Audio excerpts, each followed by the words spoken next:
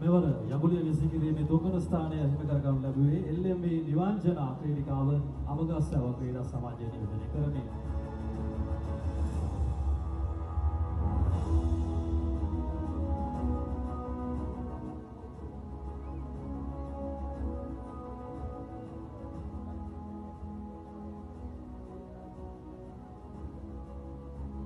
දෙවන ස්ථානය දිනා ගනු ලැබුවේ RDHR ජයලත් ක්‍රීඩිකාව වන්විලව නියෝජනය කරමින්.